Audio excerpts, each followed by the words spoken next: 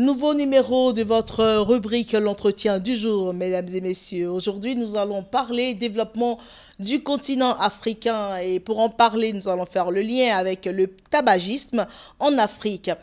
Pour discuter avec nous de ce sujet, nous avons déjà notre invité, vous le voyez bien, il a nom Ti Ntiabong. Voilà, il est donc coordonnateur régional de la convention cadre de l'Alliance. Vous en saurez plus dans quelques instants. Il est activiste pratiquement, très engagé dans la lutte anti-tabac et c'est un plaisir pour nous de vous avoir sur Sika Télévision. Le plaisir est partagé. Merci de m'avoir invité. Alors, comme on le disait à l'entame, le thème d'aujourd'hui, c'est bien développement durable.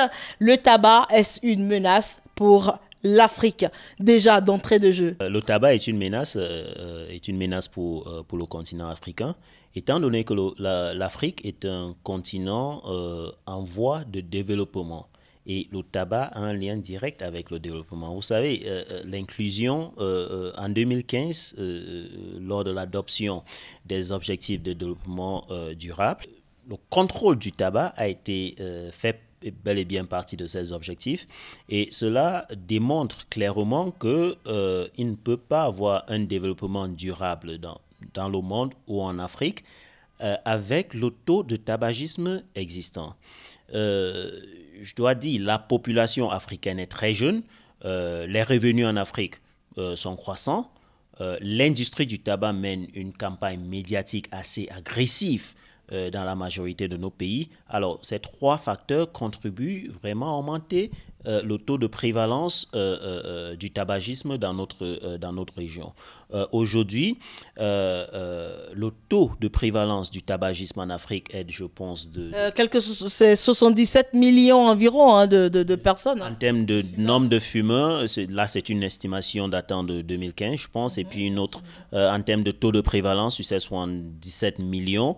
Le taux de prévalence est de 15,8%. C'est quand même important. C'est quand même important. Et puis, si par exemple, rien n'est fait, si par exemple, nos États ne mettent pas en œuvre la convention cadre de l'OMS pour le contrôle du tabac de manière globale, le taux de prévalence d'ici 2030 serait à 22,1% si je ne me trompe.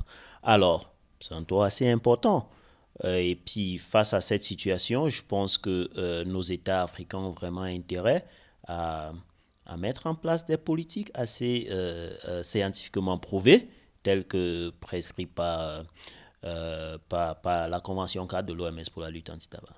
L'industrie du tabac trouve nos pays, par exemple les pays d'Afrique, comme un nouveau Eldorado. Lorsque l'industrie du tabac a essayé de saper une loi, et qu'elle n'a pas réussi, alors elle essaye d'empêcher la mise en œuvre. Lorsqu'on adopte les lois, les États n'allouent pas énormément de ressources pour la mise en œuvre et l'industrie du tabac profite pour ralentir le processus de mise en œuvre. Et en ralentissant de mise en œuvre, ils essayent plusieurs stratégies.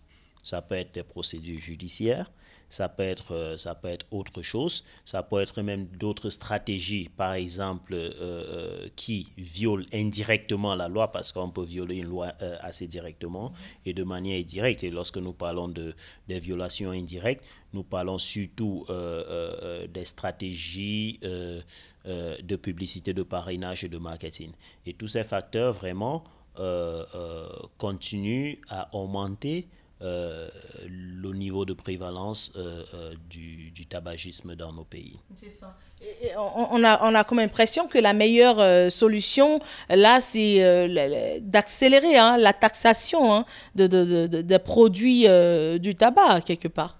Oui, ça me réjouis vraiment que vous puissiez parler de taxation parce que déjà, il y a de cela plusieurs années, nous avons toujours parlé de l'importance de la taxation sur la réduction de la prévalence du tabac. Et puis, dernièrement, en 2015 encore, lors de la 3e conférence sur le financement de développement, les leaders du monde entier, la communauté de développement international, les économistes au niveau mondial ont recommandé l'augmentation des taxes comme un facteur, comme une stratégie de réduction de la prévalence du tabagisme, mais également comme une stratégie de réduction de la prévalence des maladies non transmissibles, mais également comme une stratégie de mobilisation des ressources pour financer les activités de développement dans nos pays. Donc c'est une forme de stratégie de mobilisation de ressources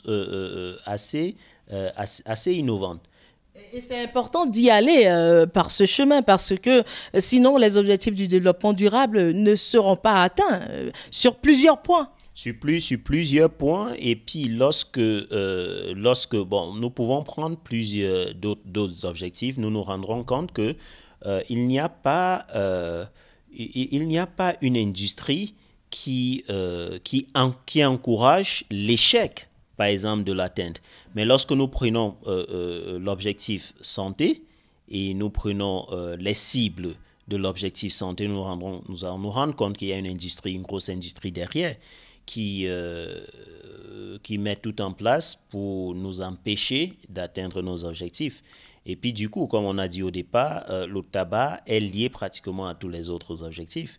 Une population malade ne peut pas contribuer à son développement. On va commencer par l'objectif 1, lutter contre la pauvreté. Là. Par exemple, si nous prenons ne serait-ce que les pays qui historiquement dépendent de la culture du tabac, tels que le Zimbabwe, en partie la Namibie, dans le Malawi, je veux dire le Malawi, une partie du Mozambique, nous allons nous rendre compte que ces pays font partie des pays des plus pauvres du monde entier. Alors du coup, c'est une preuve aussi simple que le tabagisme ou la culture du tabac ou le tabac n'est pas un facteur ou un produit de richesse. Si nous prenons même les détaillants de tabac, est-ce que vous pouvez me citer un détaillant de tabac qui est riche dans notre société? Ah non, ça n'existe pas dans notre société. Donc du coup, le tabac est à décourager vraiment sur tous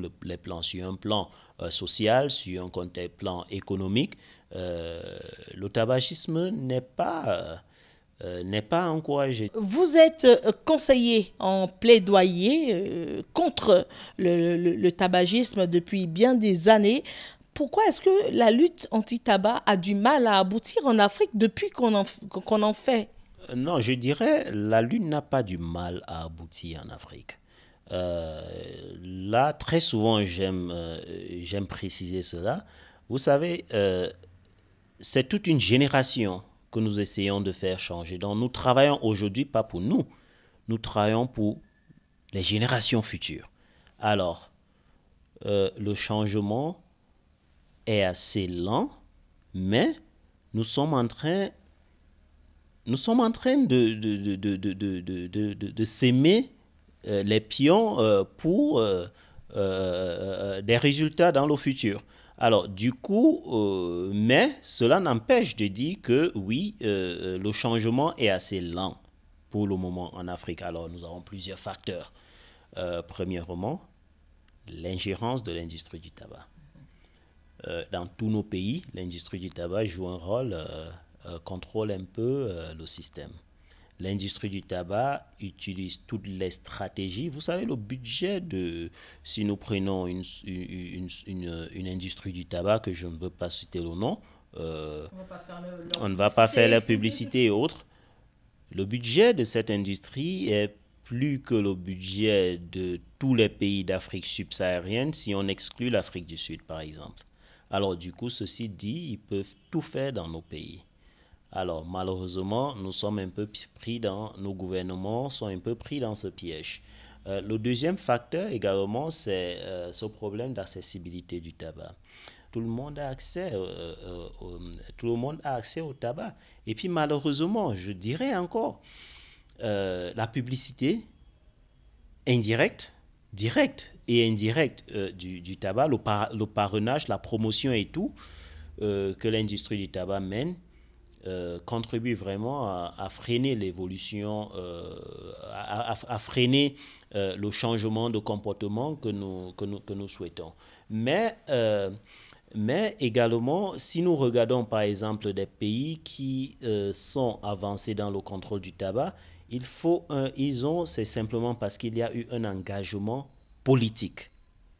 S'il y a un engagement politique dans un pays, nous sommes sûrs que nous voyons automatiquement que les choses changent. On voit le changement. On voit le changement. Donc, du coup, le changement est assez perceptible.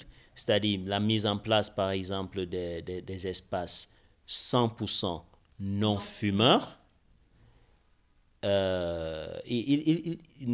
Nous trouvons que dans des pays qui ont déjà adopté et renforcé ce genre de politique sont de plus en plus avancés dans d'autres domaines de contrôle du tabac. Et donc je pense que le chemin est encore très long, encore vraiment très long, mais petit à petit, nous essayons de créer le changement, quoi. J'aimerais vraiment, avant de finir, souligner quelques points. Alors, c'est qu'il faut vraiment, pour atteindre une Afrique sans tabac. Une Afrique saine, exactement. Donc, du coup, j'ai déjà parlé de l'importance de la mise en place des politiques d'augmentation progressive et durable des taxes assises sur les produits du tabac. Là, c'est une première chose. La deuxième chose, c'est vraiment l'interdiction totale et de la publicité, de la promotion, du parrainage du tabac.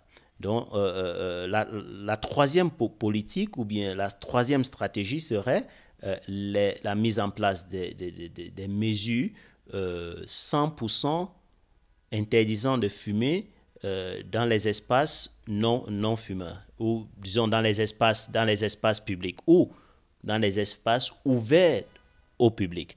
Parce que là, nous retrouvons dans certains contextes, on en profite, tout le monde va à la plage. Absolument. Et nous amenons tous nos enfants dans les plages et autres choses. Donc, il faudrait mettre en place des politiques qui interdisent même de fumer dans des espaces ouverts au public. Et puis, il y a également une autre chose que j'aimerais souligner, c'est l'importance de la mise en place de mécanismes de coordination multisectorielle. Parce que pour le moment, le contrôle du tabac est la seule responsabilité du ministère de la Santé. Et il est déjà prouvé que le tabac n'est pas seulement une question de santé, le tabac est une question de développement. Alors, nos pays devraient vraiment mettre en place des politiques ou bien des mécanismes de coordination multisectorielle à travers lesquels tous les secteurs du gouvernement pourraient contribuer jouer leur partition dans la lutte anti-tabac au niveau national et régional. Merci beaucoup, Ti Ntiabang. Ce fut un plaisir pour nous de vous avoir. C'est moi qui vous remercie. Donc, c'est la fin de ce numéro de votre émission, l'entretien du jour, sur laquelle nous avons parlé de développement durable. Le tabac, est-ce une menace pour l'Afrique? Eh bien, je suppose que vous avez compris énormément de choses, tout comme moi d'ailleurs. Nous vous souhaitons de rester